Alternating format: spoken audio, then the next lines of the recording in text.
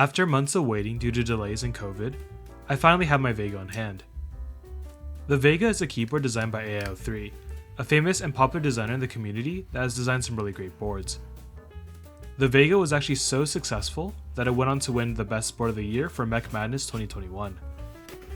The packaging for the Vega is quite different compared to most other keyboards that I've seen and built.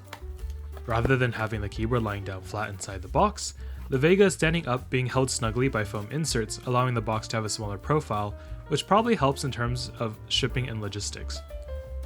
It's probably not the most important thing for most people, but I found the packaging to be quite nice. It's also good of Type Plus to include an extra layer of foam surrounding all 6 sides of the box to add extra protection for not only the shipping process, but also the unboxing process, as I have definitely accidentally cut too deep before.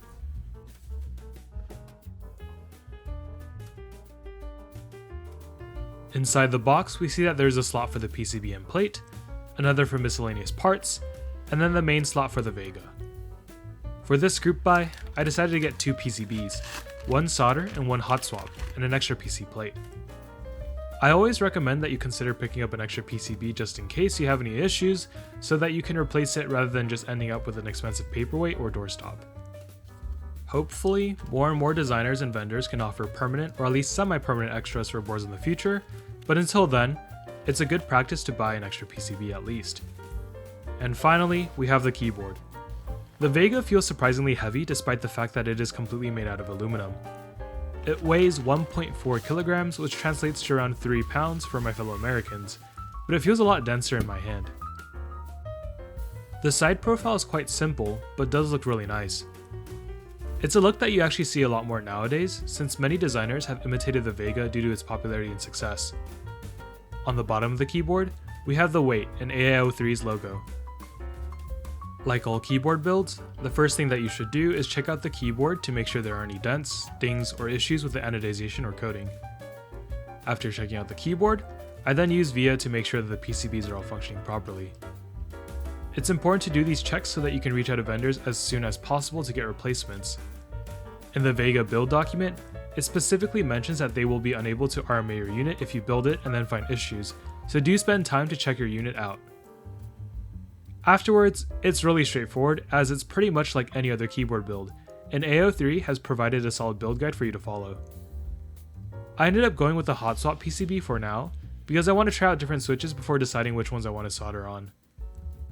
For this build, I went with Alpaca V2 switches as well as the Alpaca themed Durock V2 stabilizers to pair up with my SA sculpted Bliss R2 that's been sitting in my storage bin waiting for this keyboard to arrive. The Alpaca switches and stabs were designed to be the same color scheme as this keycap set, so it pairs very well.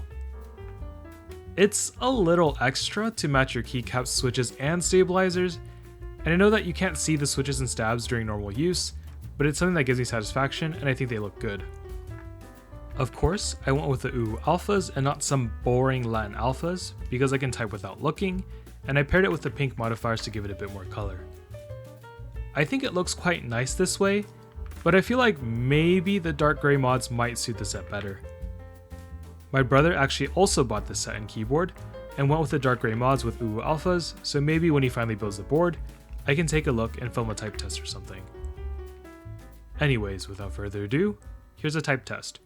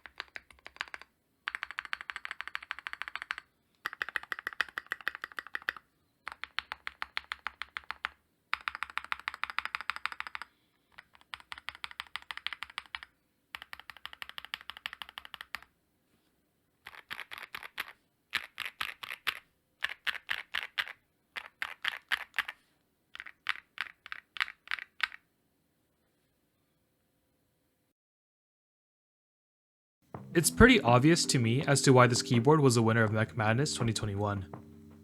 Not only does it feel premium and look great, but the typing sound and feel is really nice for the money. When it first went on sale back in late 2020, it retailed for $329, which is a great price. It kinda was a keyboard along with the Jelly Epoch that started the foam craze, but unlike many other keyboards that use foam, this keyboard seems to sound good no matter what configuration you decide to use. If you like the sound of foam, you can definitely include it at the expense of some flex, but if you're just looking for the flexiest configuration possible, you can definitely remove it and have the keyboard still sounding awesome. I would also pair it with a PC plate, just so that you'd have the max flex setup if that's what you're chasing after.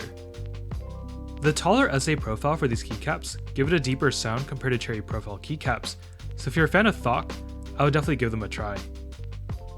It does feel different typing on these keycaps due to the height, but it wasn't that hard for me to adjust, and after a couple runs on Monkey Type, I was able to type at around normal speed. Overall, I'm really happy with the Vega.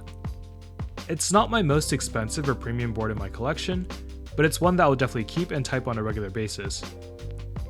AO3 is planning on eventually running an R2 for the Vega after some current projects are done, so if you're patient, you will eventually be able to grab one. However, if you want something that will probably come sooner, you can check out the interest check for the Polaris V2. It is a 60%, so you won't have access to the arrow keys, which I love, but if you don't need them or are willing to compromise, I think that it's a board that you should definitely take a look at.